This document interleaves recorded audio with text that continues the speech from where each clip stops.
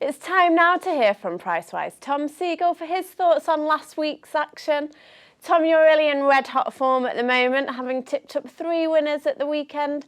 Let's start with the Derby trial at Sandown. As you mentioned in your column on Sunday, the Irish dominated here with a 1-2-3 in the Classic trial, led in by Sugar Boy.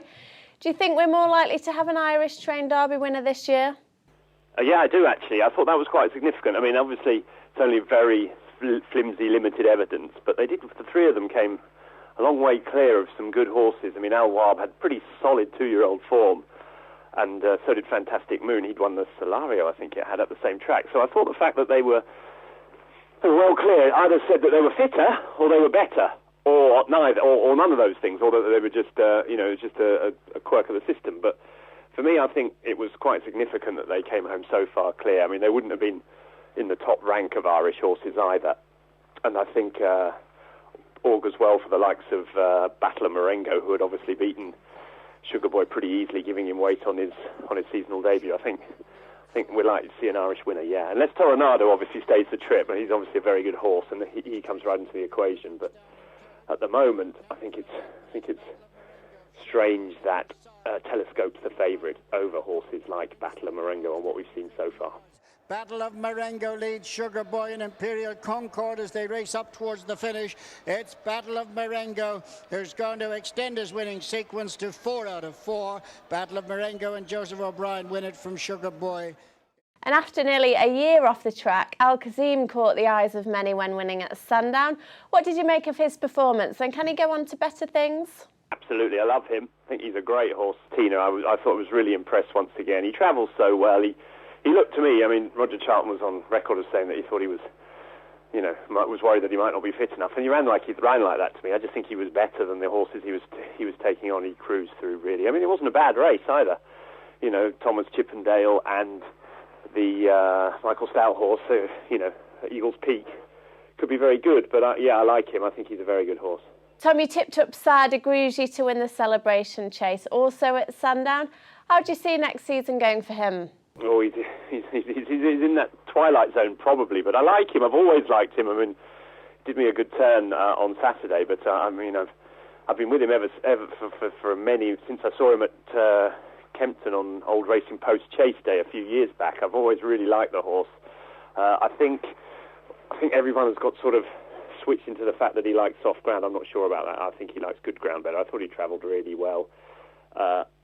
I can't see why the form, sometimes that Celebration Mile form, you can sort of pick holes in, but I don't see any reason why you should. Finian's Rainbow, Wishful Thinking, Oiseau de Nuit, French Opera, they're all very solid horses rated in the 150s, 160s.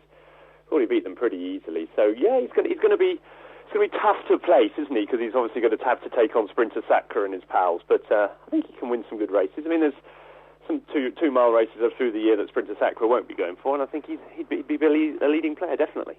And Hurricane Fly produced another impressive display at Punchestown last week. What do you think of his chances of winning the Champion Hurdle next year against the Young Guns? I've just finished writing a weekender piece about that exact topic, Tina.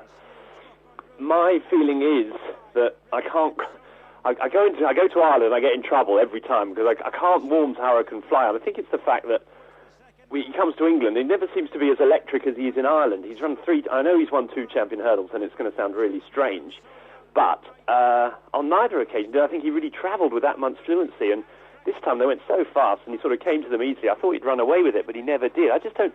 Either he doesn't like travelling, or he doesn't like Cheltenham. I think Ruby Walsh was intimating that after his Punchestown win, that the British racegoers have never seen the best of him. So now he's 10, he's going to be 10 next year, and we've also got some really good young up-and-coming horses, My Ten to Yours, Jeski, the new one. Although I think it's going to be his hardest task to win the Champion Hurdle again, and at the age of 10 I'm going to have to take him on. He's going to be he's a shortish price as it is. He's a wonderful horse. I don't think British racegoers have seen the best of him, but I think he's going to have his work cut out. It's Hurricane Fly as per usual. It's been a perfect year, and it's an unbelievable 16 grade ones for Willie Mullins. Crack 2-baller, and gets a great reception from the crowd. And which performance most caught your eye at Punchestown, Tom? The problem with Punchestown is that all the sort of, either the good things win or some unknown horse wins. So it's quite tricky to sort of get a handle on. But I've always been a big fan of BENBULBEN, and I've lost an awful lot of money on him, and I let him go on back this week at 14-1, only to see him win by 16 lengths in the Novice Chase. He just got his jumping together. It's the first time ever he's jumped properly, and as soon as when a horse does that with his latent talent, I think he's a dangerous horse for the future. He likes soft ground. I think he has to go right-handed. Talking about the King George, which is obviously going to be a big step up for him, but he's a good horse when he gets things right, as he showed last week. And we're on for a mild surprise here, as BENBULBEN is going to win the Pricewise Champion Novice Chase by half the track for Danny Mullins, Barry Connell and Gordon Elliott, Tofino Bay and Larry Legend, the stable companions close second and third. And finally, there's two strong favourites for the first two classics of the season this weekend. Can you see them being beaten? Yeah, I think, yes, I can really. I mean, as I say, I'm a fan of Toronado. I think Dawn Approach is clearly was the best 2-year-old, but he didn't face Toronado. Toronado's come and shown that he's in great form. I think I prefer him of the two of those.